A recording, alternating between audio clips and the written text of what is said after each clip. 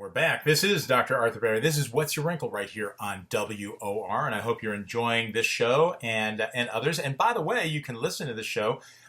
We podcast this. It's on the WOR website. It's on iTunes. It's all over the Buzzsprout. There's lots of ways to listen to this show and all the others, going way back to 2005 when my voice was very different because I was only 14 in 2005. All right. So now, skincare. We all know skincare. Everybody uses it. Everybody, men, women, but women in particular use skincare. Now, there's a lot of different companies out there, and you know that I have a skincare company. I've got all these products. But when I look at skincare, I want it to be honest. I want it to be real. I want it to be effective. I want you to have something that actually works. And you say, well, doesn't everyone? Well, you know, every year, the industry comes up with something maybe a little bit different. Remember Coffee Berry? Coffee Berry. Oh, you have to go back a few years. That was a big ingredient in skincare. Caffeine was a big. There were lots of things put in skincare. They were supposed to do something. They didn't do anything. They're gone. How about stem cells? Oh, we're going to get into that in other shows. How about peptides? My goodness. Well, this year, it's charcoal. Now, 1 year ago, there were 25 products available. About a year ago, 25 products that had charcoal in it. Right now, at last count, which was last night, I found 81 products. Now, I'm sure there are more, but I found 81 products with charcoal. A lot of the companies that use charcoal, some say activated charcoal, some say just charcoal, but a lot of the companies that create products with charcoal use the word detox in their product. So it's a detox soap, or it's a detox shampoo, or it's a detox mask, or something like that. There's deodorants and scrubs and soaps and toothpaste. Imagine that one, by the way. Make sure you rinse that out, because I can only imagine I haven't tried the charcoal toothpaste, but I'm not sure I want to. So what's charcoal? You say, I mean, what is this stuff? You know what it is because you hopefully you've barbecued.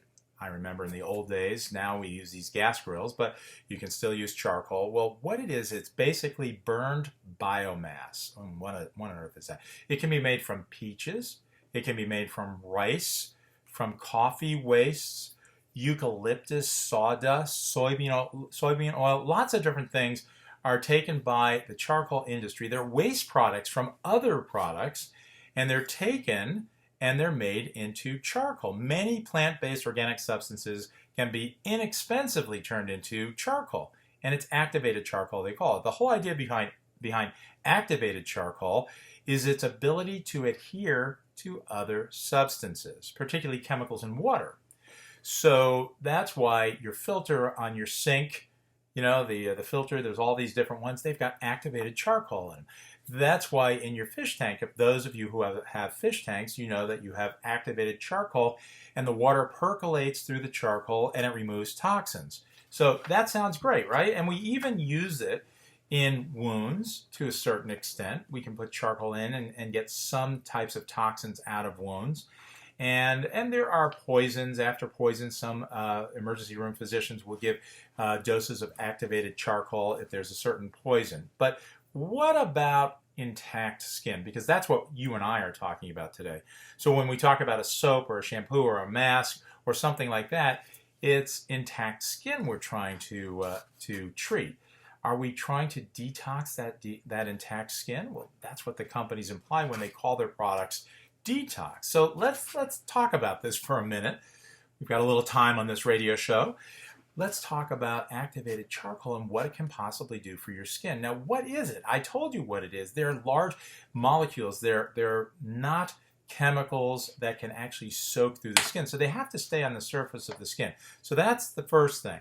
If you go to the medical literature and the scientific literature and try and find, and I challenge anyone to find this, if you try and find a scientific paper that shows that charcoal can in any way detox your skin, well, I'll send you a whole kit of my products, because I did not find not a single scientific paper that says it can do that. Now, we're not talking about wounds here, because wounds don't have skin covering them. We're talking about intact skin.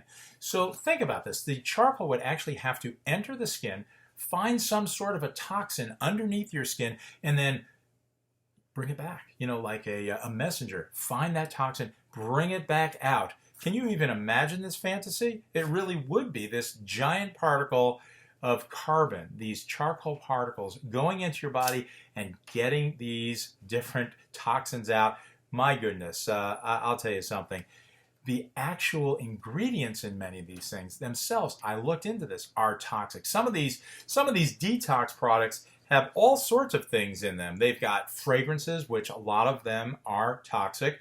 They've got things like chlorhexidine, which there's ways that we use it in medicine, but you certainly don't want to put these things on your skin every day. Chlorhexidine, a lot of people are allergic to things like that, and it's fairly toxic. So my advice, use your activated charcoal where it does its job, which is your fish tank. Maybe your water filter also. That's a good idea. But don't waste your money on charcoal skin products.